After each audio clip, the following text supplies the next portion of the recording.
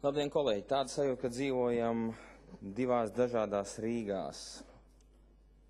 Opozīcijai ir priekšlikumi, opozīcija runā, pozīcijai nav nekā. Es vēlos pievērsties diviem jautājumiem. Rīgas turisma attīstības birojas, Jura Viņķeļa iesniegums. Un iemesls, kāpēc būtu jāsamazina šis 1 miljons, ir diezgan liels un viņi daudzi.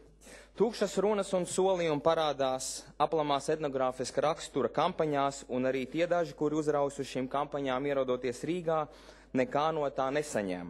Tā tad var pielikt arī vēl vienu saukli – Lie Riga, jeb Rīga, kura melo. Melošanas faktam piekrīt, diemžēl, arī RTAB partneri Latvijas restorānu un viesnīcas asociācijas vadība. Ieguvējs Air Baltica, kurš rūpējas par savu apgrozījumu, bet zaudētājs ilgtermiņā ir Rīga. Savās preses relīzēs tiek apgalvots, ka pieaudzis turistu skaits. Šādi apgalvojumi ir gan nožēlojami, gan smieklīgi, jo tiek būvēti tikai uz pašu skaitļiem un pieņēmumiem, nevis objektīvas analīzes. Ziemassvētkos un lieldienās turisti vienmēr ir bijuši. Pie tam Ziemassvētku rezervācijas jau tika veiktas pirms RTAB tukšās, bet dārgās ārdīšanās Krievijas plašumos. Atliek tikai pasmaidīt par argumentiem, kad veiksmīga kampaņa atsaucoties uz lielās mājas lapas apmeklējumu skaitu, kas pat muļķim ir skaidrs, ka klikšķis datorā nevar būt rādītājs turisma attīstībai. Martā Maskavā vēstniecībā notika apaļais galds ar presi un lieliem Krievijas operatoriem. Sausais atlikums, iztērēta nauda, tukšums un klusums. Aprīļa beigās Pēterburgā konsulātā notika RTAB tikšanās ar Pēterburgas turisma operatoriem, kas izvērtās par tādu sirsnīgu papļāpāšanu.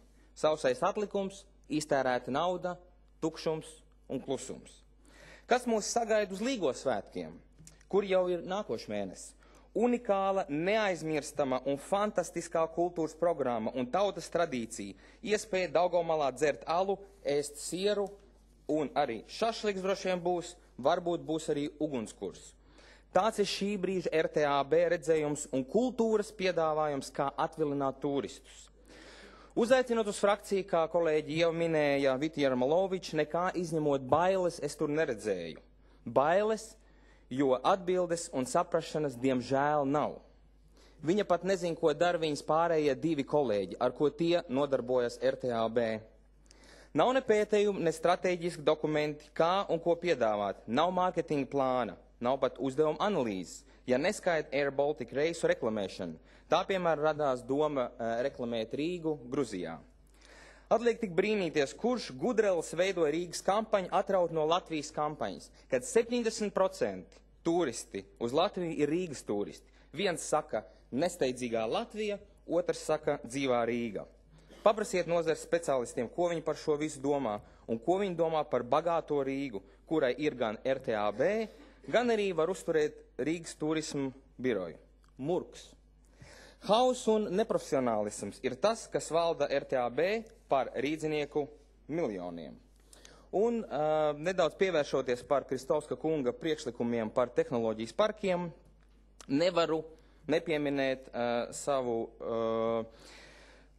nu jau var teikt, jau tādu folklorizētu mīļo organizāciju Rīgas satiksmi, kura, diemžēl, varēja daudz ko iegūt no šiem tehnoloģijas parkiem, kura vēl pagājuši mēnesi nevarēja norēķināties ar franču partneriem apmēram 1 miljonu apmērā un soda naudā 70 000, kurā regulāri notiek arī jau pieminētās degvielas zādzības, un kur vadītāji, diemžēl, Leon Bemhem aizsargā, un sargeņģels ir mūsu mērs, pat ja cilvēki iet bojā.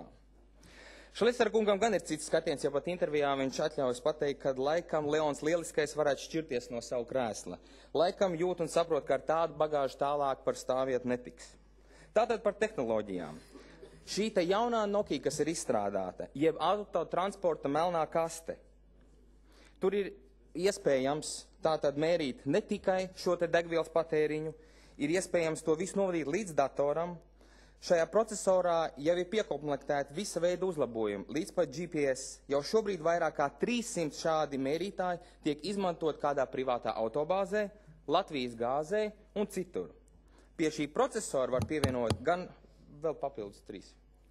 Būs mazāk.